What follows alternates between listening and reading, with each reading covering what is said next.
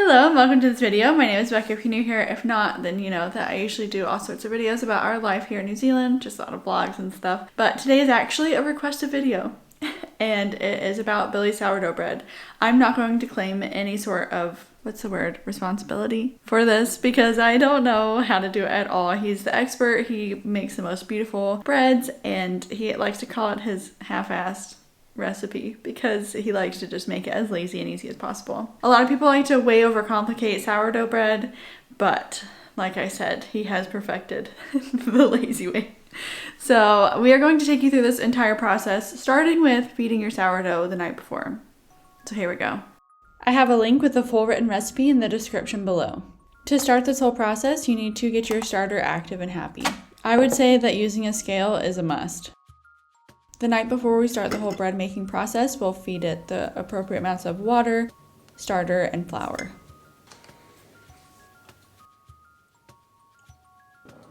So we like to use the 1:1:1 ratio, so however much starter you have, you add that amount of water and flour. Even though the starter was in the fridge for quite a few days, we've always found that we feed it at night and then in the morning we come back to it and it is happy and ready to go. Having a really mature and active starter, I think, is the number one place that a lot of people go wrong. After a few hours or overnight, you should come back to it and it should be doubled in size. If not, your loaf will not turn out well. It is now the next morning, so we're going to move on to the next steps. Since we woke up to our happy and doubled starter, we will go ahead and mix all of the ingredients together in a bowl.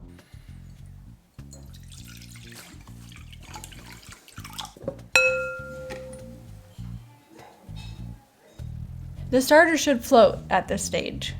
Billy does this little finger mixing method. He read it in a recipe once somewhere and he does it, and we've always gotten consistent results, but we don't know that it's totally necessary. Up to you.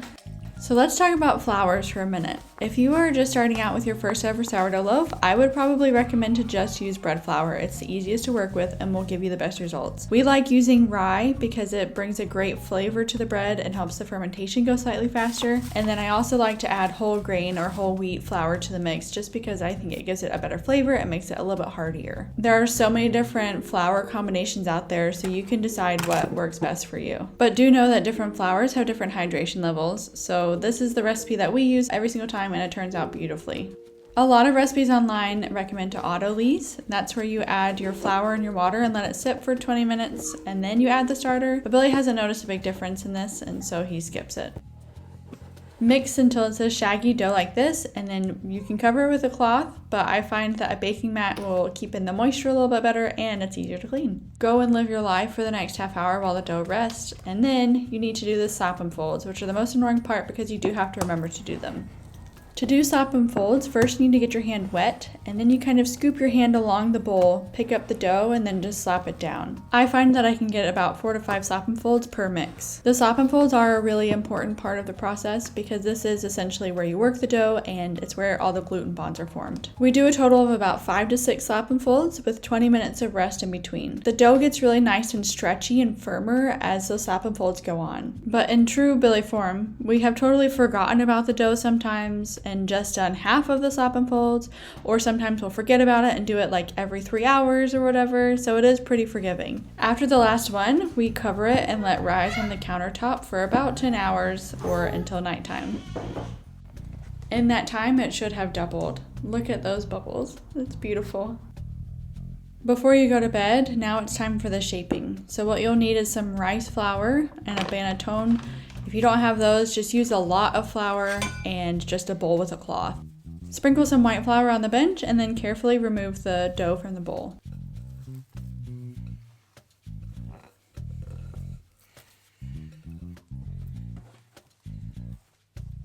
At this point, you're going to stretch out the dough and fold it into thirds like an envelope, and then you roll it up.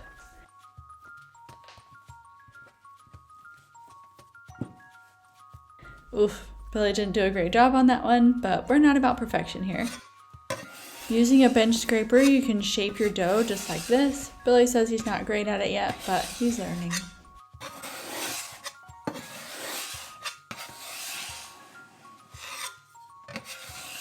Once it's nicely shaped, get your banetone or your bowl with your cheesecloth in it. You're going to want to sprinkle a very generous amount of rice flour. Rice flour sticks the least, But if you don't have rice flour, you can try to use regular flour. Just know that there's nothing more frustrating in the whole world than waking up the next morning and your dough is completely stuck to your cloth.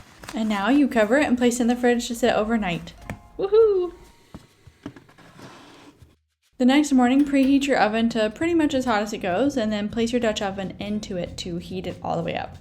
We got this pot from Kmart and it was like 40 bucks. It works great. Some people let the dough come to room temperature before cooking it, but Billy has been doing it from cold and he said it's been working really well. Then you're going to carefully turn your dough onto a piece of parchment paper.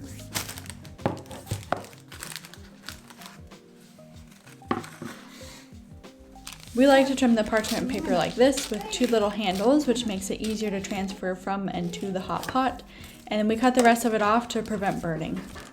Now you need to score the dough. Billy can't be bothered to do any fancy designs, but he thinks this one is effective. If you don't have a fancy scoring knife, you can just use a regular knife. It works just the same.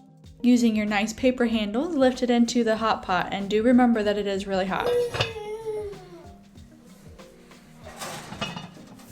Now you let it bake for 25 minutes with the lid on. After 25 minutes, remove the lid and then place it back in for another 20 minutes.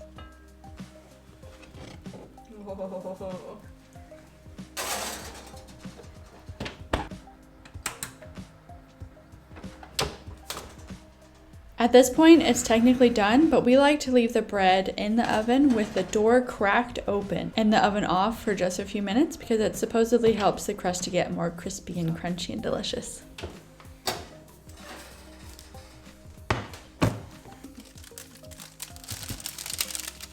Look at how beautiful and artisan this thing looks. It's so perfect. The hardest part is definitely waiting for it to cool down to be able to eat it.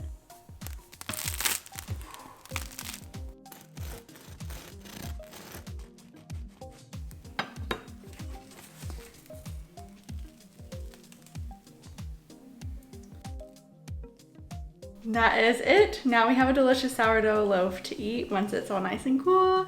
It is just a very frustrating process until you get it all figured out, and then it is so worth it because sourdough is amazing. It is so cheap to make, and it's actually so easy once you get it all figured out. It just does require quite a bit of time, but that just all happens, like it just does its own thing in the background. It's not too terribly difficult. Just keep practicing and don't give up on your third loaf when it doesn't turn out. Just keep going, and I promise it will be worth it.